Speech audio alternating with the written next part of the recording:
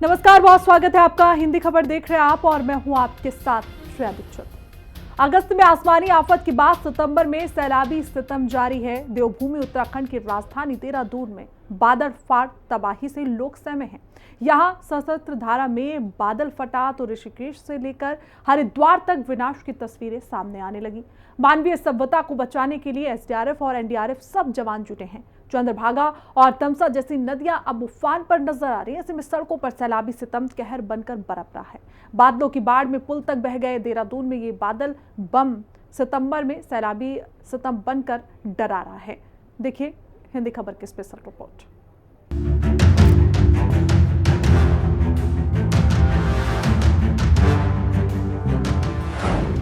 देहरादून में बादल बम, सितंबर में सैलाबी सितम।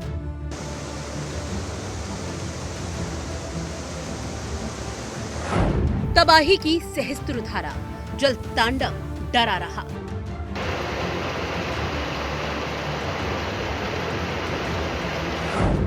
टपकेश्वर मंदिर भी डूबा, मकान, होटल सब बहा।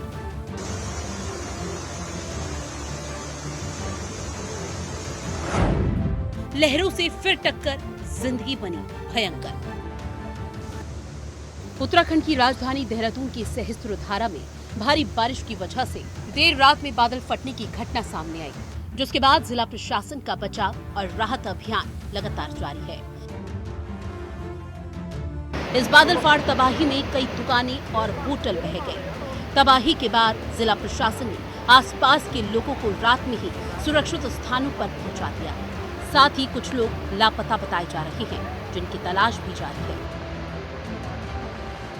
ये रात को बारिश तो शाम से ही चल रही थी, सुबह से ही चल रही थी, बट जो मेन रात को नुकसान हुआ 10 बजे के आसपास हुआ है। ये जो बादल फटे हैं दो जगह, वो रात को 10 बजे के आसपास फटे हैं। एक बादल फटा है जी आगे जाके राइट में यहाँ पे ऊपर, और एक बादल फटा है ऊपर खाले में, जो बांग खाला है उस साइड। जी नुकसान के सड़क सारी ख़त्म हो गई हैं और व्यवस्था नहीं है कोई आने जाने की अब। और गांव में नुकसान हुआ है ऊपर, वहाँ पे सूचना मिली है कि 4-5 लोग दब गए हैं मलबे में नीचे। आगे वहाँ पूरी उसमें चले गए। आगे मजाड़ा में 2 पुल थे, दोनों पुल बह गए। और सुनने में आ रहा कि वहाँ जान माल का भी नुकसान हुआ है कुछ। अभी ये पता नहीं कि कितना जान माल का नुकसान हुआ। अपनी दुकान बह गई। अपनी ये इस दुकान में इस मार्केट में 7 दुकानें थी हम लोगों की। 7 में से एक भी नहीं बची, नामो निशानी नहीं। ये अब दैवीय आपदा है। बादल फटने की घटना की जानकारी मिलते ही जिलाधिकारी सविन बंसल ने कमान संभाली। उन्होंने रात में ही कई विभागों के साथ समन्वय कर मौके पर बचाव दल भेजे। एसडीआरएफ, एनडीआरएफ और लोक निर्माण विभाग की तरफ से जिला प्रशासन आपदा के मद्देनजर अलर्ट मोड पर है। देहरादून में बादल फटने के बाद ऋषिकेश में सुबह से चंद्रभागा नदी उफान पर है। नदी का पानी हाईवे तक पहुंच गया। चंद्रभागा नदी में फंसे 3 लोगों को एसडीआरएफ की टीम ने रेस्क्यू किया। उधर उत्तराखंड के मुख्यमंत्री पुष्कर सिंह धामी ने अपने एक्स अकाउंट पर पोस्ट करके घटना पर दुख जाहिर किया। उसके बाद सीएम धामी खुद मौके पर गए और हालातों की जानकारी ली और सरकार की तरफ से हर संभव मदद का आश्वासन दिया। कल रात्रि को जो तेज बारिश हुई है उससे हमारे यहाँ की सभी नदियाँ उफान पर हैं और कई जगह बादल फटा है। करीब 25-30 स्थानों पर सड़क पूरी तरह से बह गई है। घरों को बहुत नुकसान हुआ है, सरकारी संपत्तियों को नुकसान हुआ है और पूरा जनजीवन अभी अस्त व्यस्त है। उसको सामान्य करने के लिए सभी प्रयास किए जा रहे हैं। बहुत सारे संपर्क मार्ग कट गए हैं।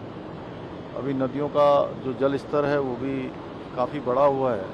पुल भी खतरे की जद में, आप देख रहे होंगे। ये हमारा सोंग और बांदल पर बांदल 2 नदियाँ यहाँ पर मिलती हैं, उस पुल को भी खतरा हो गया है।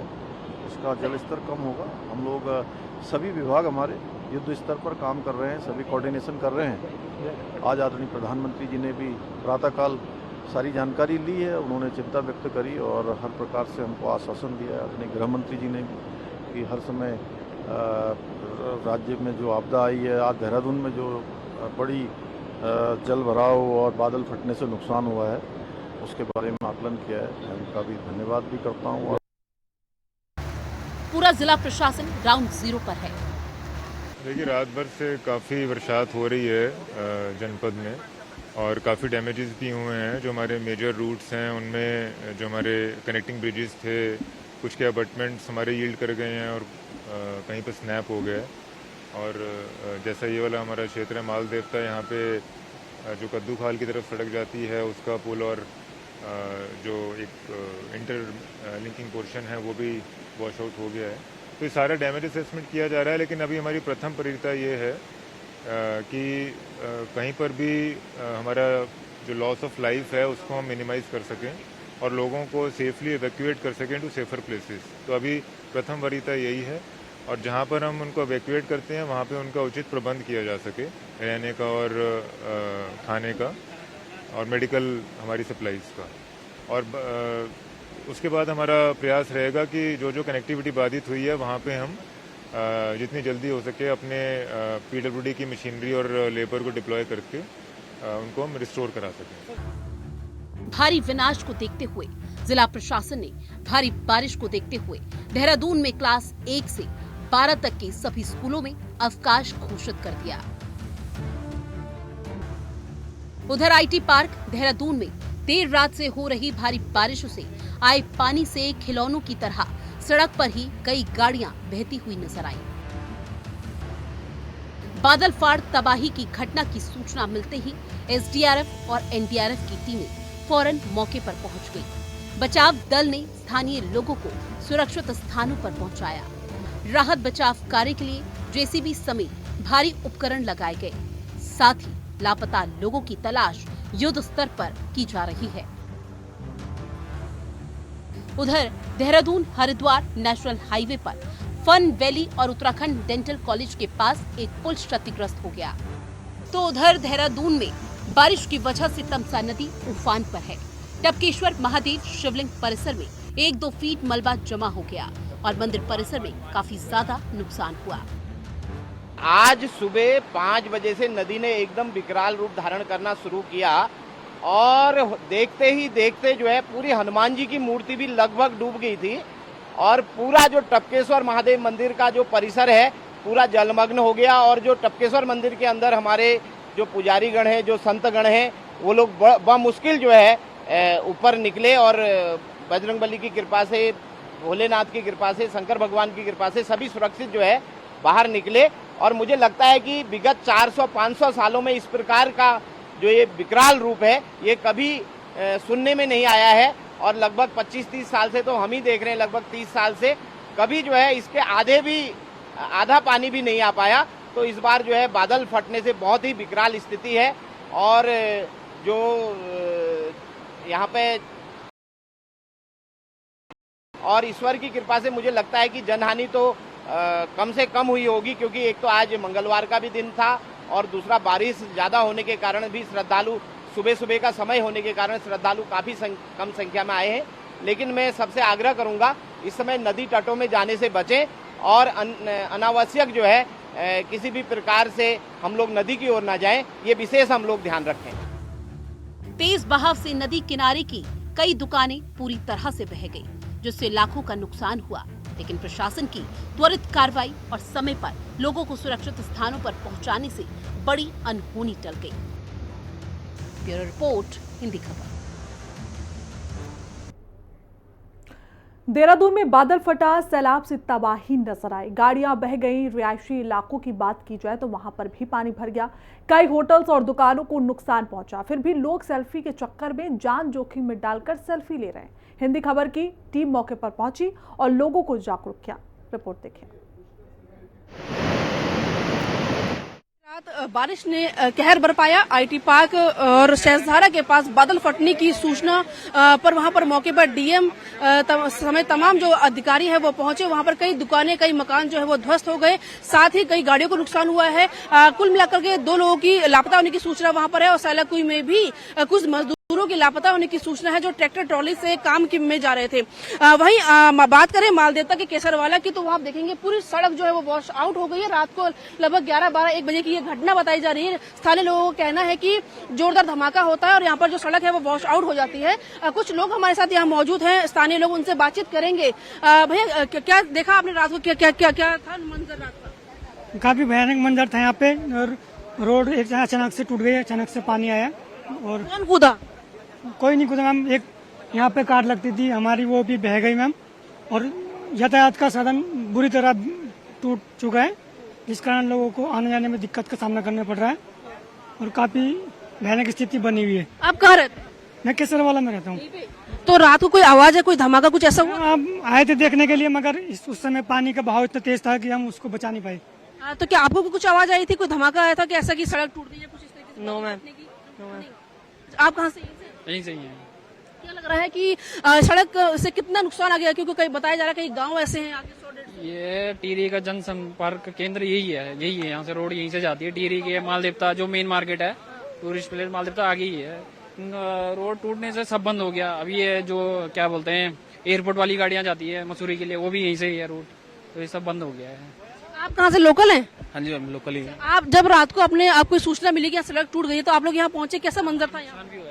मैम उस टाइम पे तो कुछ समझ नहीं आया कि क्या करें क्या ना करें, क्योंकि यहाँ नदी, ये जो पूरी रोड आपको दिख रही है इसमें पूरा पानी बह रहा था, बहुत ज्यादा पानी बह रहा था इसमें। और क्योंकि हम यहाँ रात भर सोए नहीं, वैसे यहाँ हम रात भर यहाँ आते रहे, जागते रहे, मतलब देखते रहे कि मतलब, क्योंकि हम 12:30 बजे आए थे तो उस टाइम पे पानी यहाँ पे बह रहा था, लेकिन वो रोड के किनारे बह रहा था उस टाइम पे।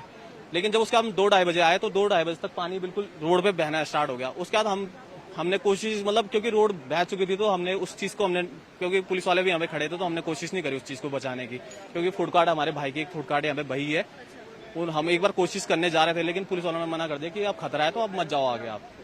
तो बिल्कुल देखिए फूड कार्ट जो बह गई है, काफी नुकसान हुआ है यहाँ पे, क्योंकि अपने जीवन यापन के लिए छोटा छोटा व्यापार जो है वो लोग खोलते हैं और ऐसे में देखिए इस कारण काफी नुकसान यहाँ पे हुआ है। आप कहाँ से, लोकल हैं? हम लोकल हैं लेकिन हमारा गांव जो है फुलेत में है और वहाँ जा तो नहीं पाएंगे, लेकिन बहुत नुकसान हो चुका है। गाड़ियां बह गई, दुकानें बह गई और लोग बड़े परेशान है। सुनने में आ रहा है कुछ लोग भी जो है मिस हो रखे वहाँ से। आगे जो है कितने गाँव का संपर्क जो है वो टूट गया? कितने गाँव है? यहाँ से कम 25 गांव है। न्याय पंचायत सरोना पूरी इसी बेल्ट में पड़ती है और टिहरी वाला भी है, मालदेवता और अपना पीपसे सरखेत हो गया, समरोली, फुलेत और इधर सत्यों हो गया। जो लोग वहाँ के हैं अस्पताल जाना हो तो यहीं आते हैं, वो यहीं। लेकिन कोई आने का कोई वो साधन ही नहीं है अभी फिलहाल, तो कुछ नहीं है जब तक रोड नहीं बनती है। और ऊपर के लोगों के जो ऊपर फंसे हुए हैं लोग, उनकी सुध लेने के लिए भी कोई वहाँ तक नहीं जा पाएगा। तो बिल्कुल देखेंगे आप, देखिए लोग जो है शासन प्रशासन लगातार अपील कर रहा है लेकिन लोग मान नहीं रहे हैं कहीं ना कहीं, क्योंकि देखिए जो सड़क है वो कभी भी ध्वस्त हो सकती है, टूट सकती है। ऐसे में लोगों से अपील है कि वो आगे ना जाएं, दूर ही रहें। तो हमारे साथ और भी लोग मौजूद हैं, उनसे बातचीत करेंगे। आप कहाँ के हैं? लोकल ही है। लोकल है? हाँ जी। आपको कब पता लगा कि यहाँ सड़क टूट गई है? हमें तो रात को लग गया था पता। अच्छा, यहाँ मुख्यमंत्री भी आए थे, यहाँ पे निरीक्षण करके गए हैं। क्या लगता है कि जल्द से सड़क बन पाएगी? अब देखो बन सकती है, जैसी सरकार की ओर रहेगी। सामने जो गांव है लगभग बताया जा रहा है का भी थोड़ा सा एरिया यहाँ पड़ता है, तो कुल मिलाकर के लगभग बताया जा रहा है कि 100 से 150 गांवों का संपर्क जो वो देहरादून से टूट गया है। जो महिलाएं, जो गर्भवती महिलाएं, जो बीमार लोग यहाँ पर आते थे हॉस्पिटल, उनका संपर्क यहाँ से टूट गया है। हमें जो है सोशल मीडिया के माध्यम से रात को 12 बजे से जो है मैसेज, व्हाट्सएप कॉल वगैरह आदि जो है आने लग गए थे कि सतर्क रहिए, साझारा में जो है बादल फट चुका है। तो जो है हम लोग जो है सतर्क रह रहे थे, पता कर रहे थे एक दूसरे से संपर्क में। और जो इतनी ज्यादा त्रसादी जो ये आई है, इतना भयंकर है, और जो ये वाला मतलब रोड जो बहा है ये 200 मीटर के लगभग, इससे काफी लोगों को बहुत बड़ी दिक्कत आएगी। आने वाले समय पर बहुत ज्यादा दिक्कत आएगी। अच्छा, कहा ही जा रहा है कि इससे पहले कभी ऐसा यहाँ पे नहीं हुआ कि पूरी सड़क जो है वो वॉश आउट हो गई, बल्कि हल्की फुल्की सड़क जो ध्वस्त होती थी, टूटती थी, दरारें आती थी, लेकिन ऐसा कभी पहली बार हुआ है?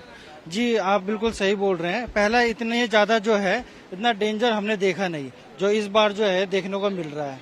पहले आती थी, मतलब थोड़ा बहुत टूटती थी तो वो हो जाती थी, पर ये तो जो है बहुत ज्यादा मामला, बहुत हालत खराब करने वाला लग रहा है। तो लोगों से लगातार शासन प्रशासन अपील भी करा, लेकिन लोग कहीं ना कहीं देखिए आगे जाने को तैयार हैं। आप यहीं से लोकल है। अच्छा, आपको क्या पता लगा कि यहाँ पे? हमें लगभग 12:15 बजे रात को। अच्छा। ये गांव है हमारा, स्थल गांव पड़ता है। अच्छा। और 12:15 बजे रात को पता लगा कि इस तरह से संसधारा में बादल फटा है कोई, और काफी पानी आ गया नदी में।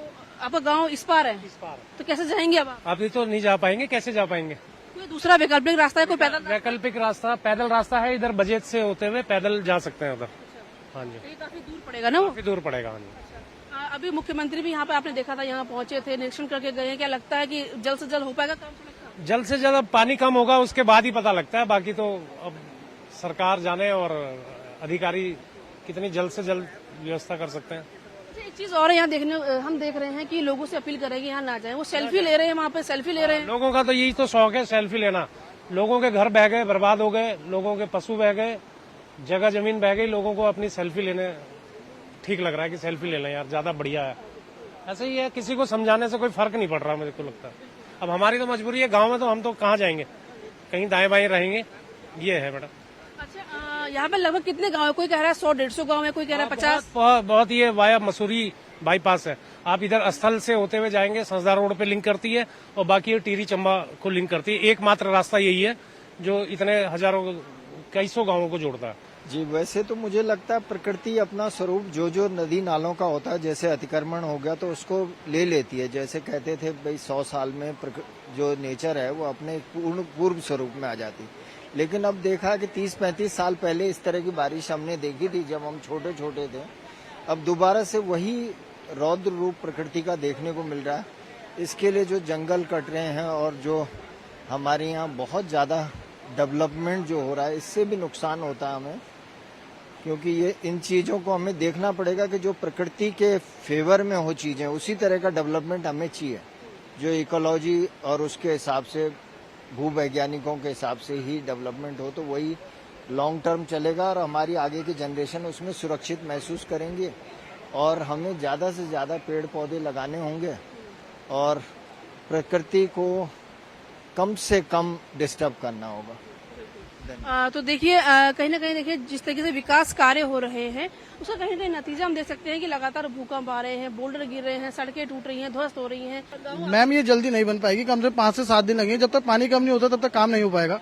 और अभी एक लेबर मिली है हमें, अब डेड बॉडी यहाँ पर नदी में निकली है। ये रात 1 बजे बादल फटेगी, 2 से 3 गाँव में फटे हैं। ये बता रहे हैं एक टीरी के क्षेत्र में फटा है, एक छमरोली पड़ता है गाँव सुरोना है, और एक सैंसदारा में। ये 3 जगह का पानी आया है। मैं देख रही हूँ यहाँ पे देखिए लोग सेल्फी वीडियो बनाने के चक्कर में देखिए किस तरीके से जान को जोखिम में डाल रहे हैं, मान नहीं रहे हैं। लोग अपनी जीवन का वो नहीं है, लोग सोशल मीडिया के प्रति ज्यादा जागरूक हो गए। अब सब चाहते हैं कि हम सोशल मीडिया हम फेमस हो जाए और यूट्यूब अब कोई कमाई हो जाए हमारी यूट्यूब से। ये लोगों की अब सोच है, अपनी जान को जोखिम में डालना चाहते हैं हर कोई। आप कहाँ से? जी हम भी इधर ही लोकल ही है। अच्छा, आप यहाँ पे रेस्क्यू कर रहे हैं, मैंने सुना कि आप जी रेस्क्यू जी हम कल रात से 11 बजे से रेस्क्यू कर रहे हैं यहाँ पे। जी रेस्क्यू कर रहे हैं, मतलब जैसे जैसे हमें रेस्क्यू कर रहे हैं उस प्रकार की हम यहाँ से सूचनाएं वहाँ दे रहे हैं, वो हमें सूचनाएं दे रहे हैं। रेस्क्यू एक ऐसा ही रेस्क्यू नहीं है। और वहाँ पे रेस्क्यू क्या है, अभी 1-2 लोग वहाँ पे जिनकी डेड बॉडी अभी आगे मिली है, तो वहाँ पे आर्मी एरिया है, वहाँ पे अभी जाने नहीं दिया जा रहा है। वहाँ पर सिविलियंस को अलाउड नहीं है। वहाँ पे भी एक डेड बॉडी 200 बीघा उस जगह का नाम है, वहाँ पर मिली हुई है। तो एक रेस्क्यू हम इस प्रकार का रेस्क्यू भी ऐसा नहीं है कि किसी आदमी को बचाओ हम 1 बजे से इसका बचाओ हम वो कार्य कर रहे हैं यहाँ पे, कि वहाँ से कुछ नहीं तो लोगों को यहाँ पे आने दे रहे हैं। जो हमने 1 बजे से लेकर सुबह 7 बजे तक जो काम किया है, हम तक नहीं आने दिया है। वो जो बैरिकेटिंग रही है, वो बैरिकेटिंग हमने वहीं तक रखी है। किसी भी व्यक्ति को किसी भी प्रकार की जितने हमसे हो सका, हमारे संगठन से होगा, हमने अपना बचाव किया है कि हम वहाँ की सूचनाएं वो हमें प्रदान कर रहे हैं और हम यहाँ की सूचनाएं वहाँ पे प्रदान करवा रहे हैं। आप यहीं से? हम उधर ऊपर घेना गांव से ऊपर सकलाना। गाँव मैडम मैं अभी क्षेत्र पंचायत भोस्ती से क्षेत्र पंचायत प्रतिनिधि रूप में हूँ यहाँ पे। मैडम वहाँ ऊपर जो लैंडस्लाइड हुई है काफी रात भर कल 3-4 बजे से लगातार बारिश हो रही है और सुबह 6-7 बजे तक बारिश हो रही है, तो काफी नुकसान हो गया गांव में लोगों में। एक हमारा ताल गांव है, वहाँ तो क्या होता है कि पूरा गांव वहाँ पानी लैंडस्लाइड होता है, ऊपर से पानी भर जाता है पूरा गांव तक ऊपर तक, तो वहाँ बहुत ही स्थिति खराब है। हमारे रगड़ गांव में 2-3 पुल थे वो भी बह गए हैं पुल, और इधर ये घंटों का सीरम है, ताजलम, पूरी कनेक्टिविटी हमारी खत्म हो चुकी है। नुकसान काफी है। अभी प्रधानमंत्री यहाँ आए हैं, 1200 करोड़ रुपए देके गए हैं, लेकिन लगता है आपको कि इसके बाद इतने से कुछ हो पाएगा? मैडम देखो अब पूरे जिले में क्या पूरे उत्तराखंड में हुआ है नुकसान। बाकी इस समय जो यहाँ सकलाना में है, कल रात से जो बारिश हुई तो उसमें बहुत नुकसान हुआ है। इधर पूरे हमारे क्षेत्र में सत्यों से लगा के पूरी हमारी 23 ग्राम पंचायत है सकलाना पट्टी में, तो हर गांव में नुकसान हुआ। और जो ये ऊपर से जो जलजला आ रहा है सारा, वही ये नुकसान कर रहा है नीचे वाले क्षेत्र में। हाँ, ऊपर अभी कुछ नहीं है मैडम, जाने के लिए बहुत ही नुकसान है। यहाँ पर जो मेन केसर वाला गांव है, यहाँ लगभग जो है 500 की आबादी है। यहाँ पर जो हमारा जल संस्थान है उसका फिल्टर टैंक है और भी तमाम फॉरेस्ट की चौकी है। और सबसे बड़ी बात यह है, ये शुक्र है ऊपर वाले का कि ये नदी जो है थोड़ा सी उस बहाव में आई है और वहाँ पहाड़ी पर टकरा करके और तब जाके जो है ये नहीं तो अगर ये सीधी यहाँ पर आती, ये अगर सीधी यहाँ पर आती तो कोई बचाव का रास्ता नहीं था और तब इसको सीधा जो है गांव में जाना था। मैंने 3-4 साल पहले भी कहा कि अगर हम लोगों ने इसको जो है प्रोटेक्शन वर्क नहीं किया, और सबसे बड़ा जो दुष्परिणाम है कि जो हमारी नदियां हैं वहां में खनन नहीं हो रहा है या नदियां चैनलाइज नहीं होती हैं, उनको रास्ता नहीं बनाया जाता है। तमाम जो आपदाएं पहाड़ों में आ रही हैं उससे जो मलबा नदियों में आ रहा है वो मलबा ये नदियों में जम रहा है और इसका जो तल जो है वो ऊपर होता जा रहा है और पानी फिर इधर उधर भागता है। देखिए, डर तो है लेकिन मजबूरी है कहीं ना कहीं क्योंकि परिवार पालना है, आर्थिकी जो अपनी मजबूत करनी है, ऐसे में कुछ काम तो करना है लेकिन खतरा अभी बना हुआ है और देखना ये होगा कि आखिरकार जो उस पर गाँव है वो कब तक इस सड़क के कारण जो है जो अन्य सुविधाएं उसका लाभ उठा पाते हैं। कैमरा पर्सन विजेंद्र तूड़ी के साथ दीपिका भंडारी, हिंदी खबर, देहरादून। तो चलिए आगे बढ़ते हैं। जो ग्रेटर नोएडा के बीटा 2 इलाके की प्रोवियम टेक्नोसिटी सोसाइटी